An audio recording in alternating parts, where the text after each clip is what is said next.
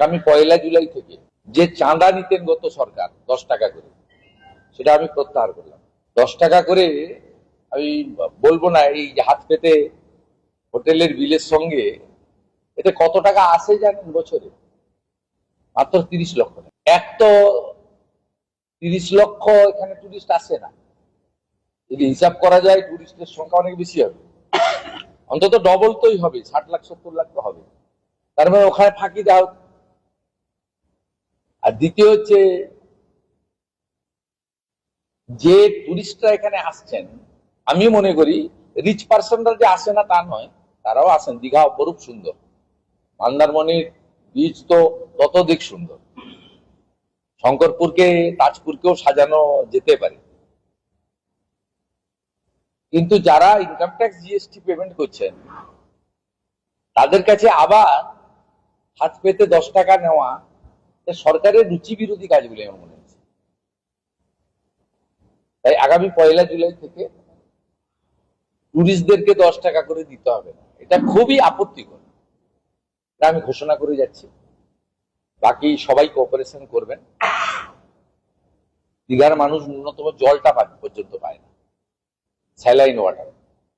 অনেক দিক রয়েছে, আলোচনা হয়েছে, ফরেস্টের কোনো কাজ হয়নি, ইউডিএমএ ডিপার্টমেন্ট কোনো স্কিম গত 2 বছর দেয়নি। যে কটা স্কিম চলছে এখন বিএসডি এর কোন ফান্ড থেকে চলছে?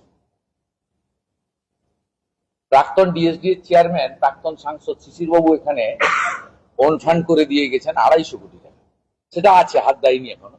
এটা একটা গুড নিউজ পেলাম।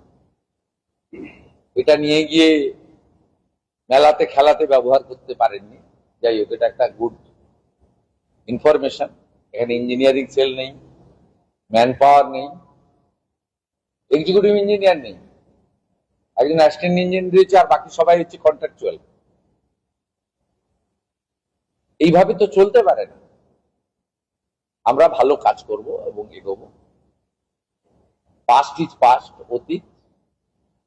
আপনারা দেখবেন কিভাবে সুন্দরভাবে আমাদের পশ্চিমবাংলার এই গর্বের কেন্দ্রটাকে আমরা দাঁড় করিয়ে দেব। আমি একটা পোস্ট দেখছিলাম হাইকোর্টের বিশিষ্ট আইনজীবী বিকাশ রঞ্জন ভট্টাচার্য। তিনি পোস্টে লিখেছেন যে মমতা ব্যানার্জির ভুল কাজটা বর্তমান মুখ্যমন্ত্রী করছেন। আমি মাননীয় বিকাশ বাবুকে সম্মানের সঙ্গে বলি, আপনার তথ্য জানা ভুল হয়েছে। হিডকো এবং রাজ্য সরকার এখানে প্রভু জগন্নাথ দেবের যে কেন্দ্রটি আছে, তার অফিসিয়াল নাম হচ্ছে শ্রী জগন্নাথ কালচারাল সেন্টার। ধাম শব্দ বাদ দিলে আমি বলছি, ধামটা যুক্ত ছিল, শ্রী জগন্নাথ ধাম কালচারাল সেন্টার। ধাম শব্দ তো আমরা প্রত্যাহার আগেই করেছি, চেঞ্জ হয়ে গেছে, এখানে অফিসিয়াল নোটিফিকেশনও হয়ে গেছে। এই ক্যাম্পাসটার নাম হচ্ছে শ্রী জগন্নাথ কালচারাল সেন্টার। ক্যাম্পাসটার নাম সরকারি খাতায় টেন্ডারে যা আছে তাই কিন্তু বর্তমান সরকার রেখেছে। আমরা কোথাও কালচারাল সেন্টারকে টেম্পার করিনি, কিন্তু আমাদের সাত্বিকতা মেনে যেখানে প্রভু জগন্নাথ দেব অধিষ্ঠান করছেন, সেখানে নিত্য পূজা, ভোগ আরতি, মঙ্গল আরতি, প্রভাতী পূজা, কীর্তন, ভজন ইত্যাদি যে জায়গাটাতে হচ্ছে, সেটাকে মন্দির হিসেবেই সাত্বিকতা রেখে আমরা করতে চাই।